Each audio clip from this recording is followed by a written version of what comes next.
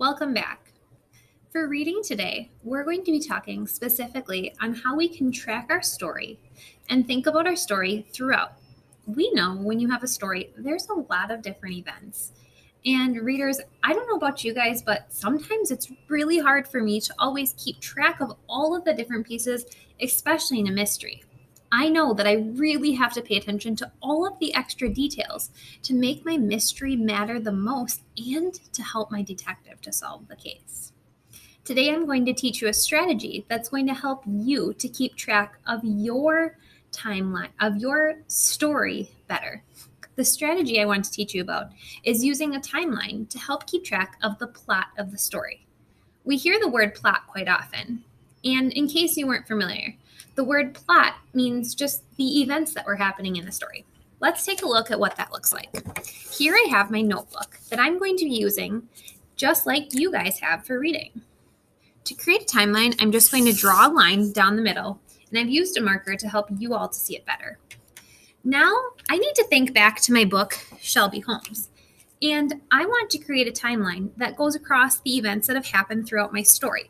So, let me think back towards the beginning. Well, I know one of the first big events that happened in our story is when John was first moving in, and he met Shelby when he was moving in, and he learned eventually that she was a detective and that she was there to help solve different mysteries.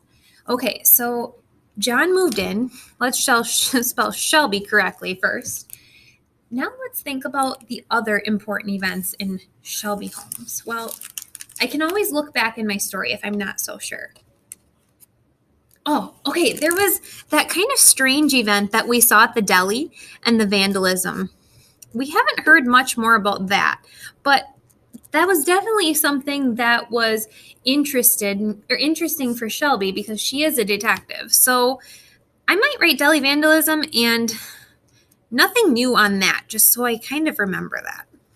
Okay, what are other major events that go along with my plot?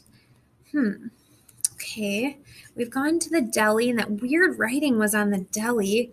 Oh, next that happened in our story, now we're going to meet Tamara. And when we meet Tamara, we learn that her dog is missing.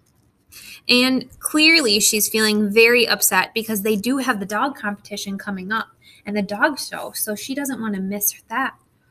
Okay, so we've met Tamara. They even go to their house. I'm going to write that down.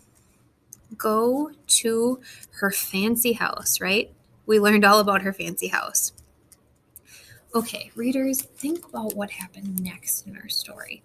Okay, I'm paging back through. Do you remember how we started to think, and even Tamara and everyone else started to think, that Zane and Zareen are suspects? Let's add that down. Zane and Zareen are suspects to the story. And it's kind of causing a lot of arguing what's happening in the story. Okay, so we've got that down.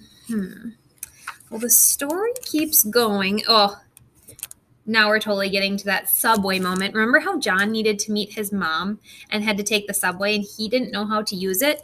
Let's jot down the idea on our timeline that John takes subway with Shelby.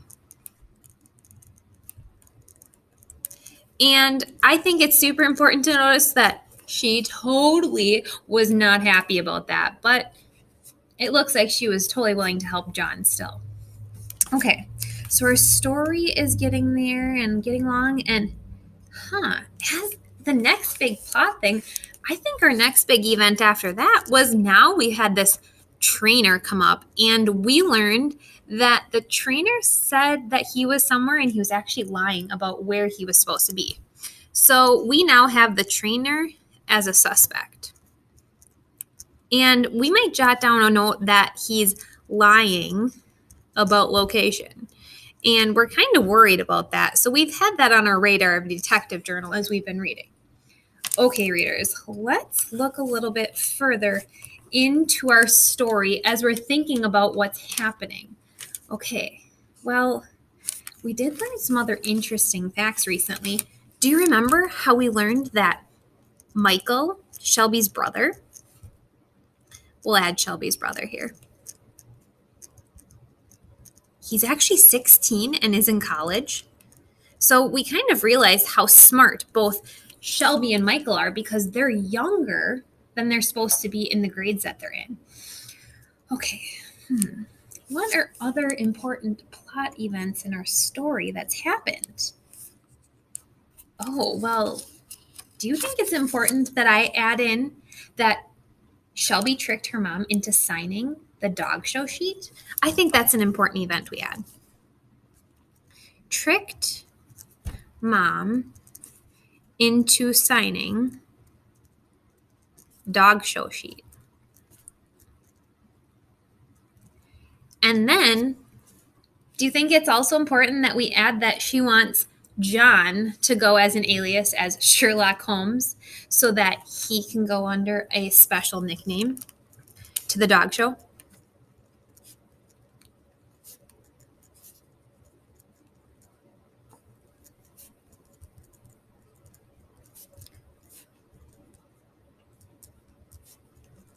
So, readers, did you see what I've done here? As we read the story, I had to go back to remind myself of a couple main events, but I used a timeline to help me to plot the main events. I'm wondering this. We've read a little bit farther now in our book, The Great Shelby Holmes. What event would you add to our plot line? What do you think is the most important piece that you have today?